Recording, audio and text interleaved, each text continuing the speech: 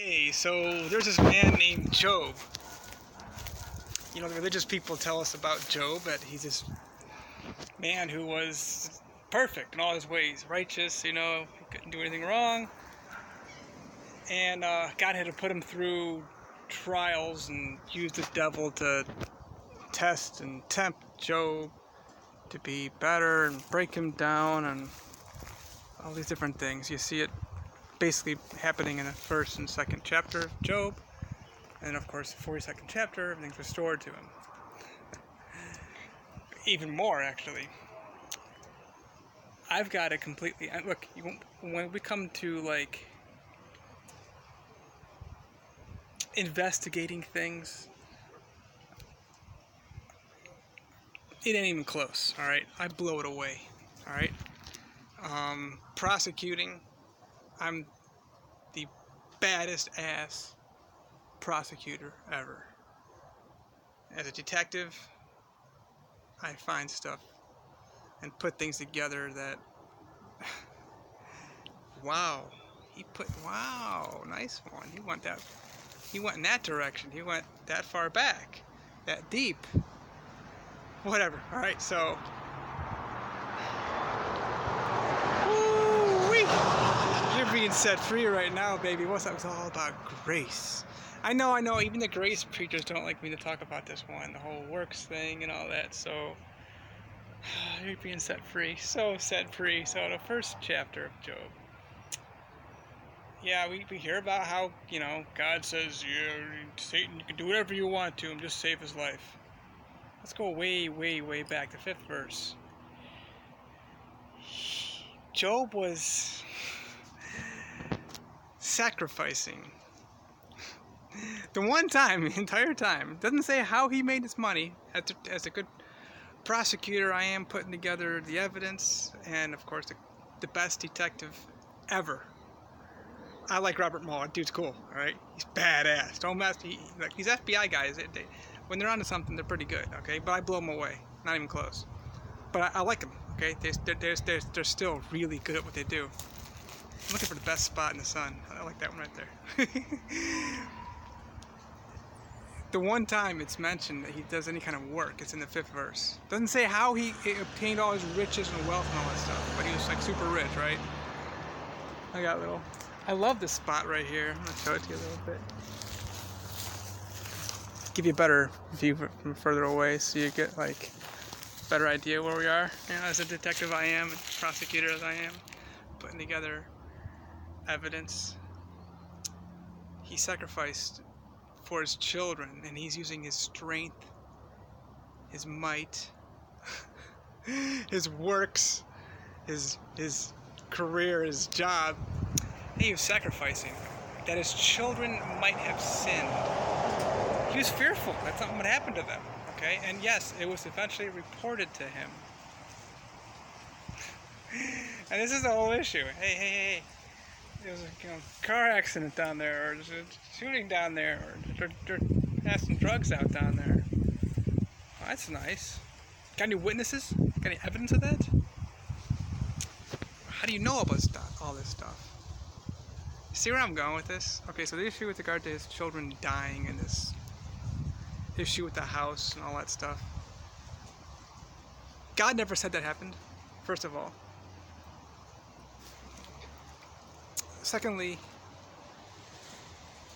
there's really no proof that this actually happened. It very well could have. I don't know. It doesn't really matter, because I'm still going to explain to you what's going on here. We don't know. Okay, it's important for you to know. We don't have. It's not even circumstantial evidence. Okay, just look up these things. I've been in. I've seen these cases and all that. I've been in the prisons and talked to the inmates and even, assistant prosecutors on different things for cases that they've worked on. You don't even have, it looks like the circumstances presented, they're gone. Oops. He just took the words and believed it. It could have been in his own mind. Who knows? But this really comes down to, later on that chapter says, "You give and take away." You know that song, the big mainstream. I'm not gonna cuss to make you mainstream Christians not get offended.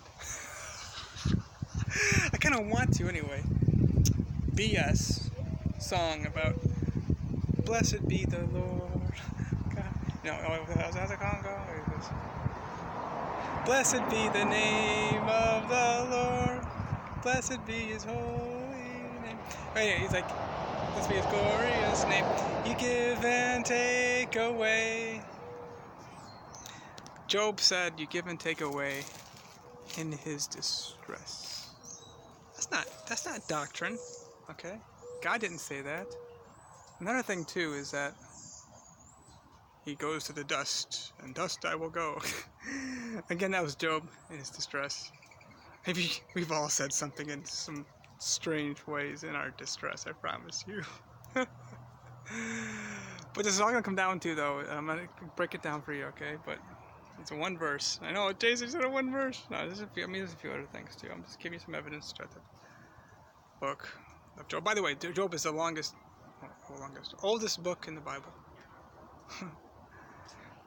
So, you run into the issue with regard to his power, his might, his works, his effort, his strength, his action. I'm gonna use my action to cover up for my love. And the very thing that he was, working for and using his actions for was reported to him that he lost. But I'm going to go ahead and jump right now to the 25th verse of the 3rd chapter. So it's Job 3:25. But this is what happens to everybody.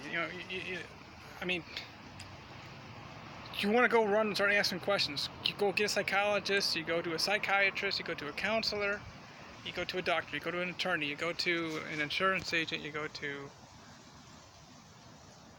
a home builder, tree people, I don't know, car people. Yeah, doctors. This is all BS stuff, by the way. These are all certificate people, and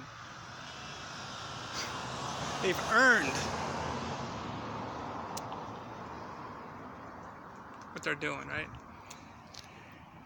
So, and they don't go to God. What was Job doing? Immediately he's running around, 3rd, 4th, 5th, 6th, all the way through the 40th chapter. He's running around with all his friends, asking them, telling them, what did I do wrong? What did I do wrong? He's righteous. He's righteous. That's what this comes down to, is he's righteous. So, when you look at this 3rd chapter, 25th verse, and this is it right here. The very thing he was afraid of, that which he was most afraid, overtook him. So when you look at the word afraid and scared and all that stuff, that actually, when you interpret it, it came from, this is old Hebrew, but it got translated. In this case, I'm going off the King James Version, which I prefer it's the 1797 version. So it goes back to that which I was conscious of. Whenever you see like fear the Lord, be conscious of the Lord kind of thing. So it doesn't say how his children and all that was restored to him, but the 42nd chapter, the 10th verse does say he prayed for his friends. The people that came and gave him that report, which I'm just going to tell you flat out, I'm not saying either way. I'm just saying I lack sufficient knowledge to go either way. But I'm not going to say, probably we're dead, or probably don't have enough, therefore it didn't happen. No, I'm not going either way in this. I'm just going to say just lack sufficient evidence, knowledge, anything to go either way in this. But fact is, we do have something written in that 42nd chapter of Job that, he got blessed with more, and obviously new children arrived in the scene, seeming that it could possibly be his original children. Now, what happened to his wife and his relationship with her, that's interesting, because she, said, go ahead, curse God. But yeah, this man, was wrestling according to the text himself, the God inside of him. And, God says you can do this, this, and this to him, save his life. Well, apparently, Job had covered himself with regard to the whole life thing. That's an area where he was just confident and sure of in himself regarding his life. But everything else, obviously, he got those boils and everything else. Look at my life. Things have come up, and I don't know if I can prove. I believe that I created my greatness, my sexuality, my sexiness, my beauty, my diagnoses of whatever sicknesses they were, court cases, being criminally prosecuted for preaching the gospel in 2008. I believe I created that in my mind. I had this false image concept of myself and Christ and who I was. 2010, blew the whistle about the banks, and of course, again, these turned out to be blessings anyway. Financial services, whatever it was. My children, boy or girl, the women I was with, women I am with, all my books, and the ones that are, being published, everything. I think you create your own reality. I think Job created his own reality based upon what he was just going through in his mind. So remember that we don't have enough evidence that this family was actually wiped out the way it's been portrayed, and that God actually sent the devil after him.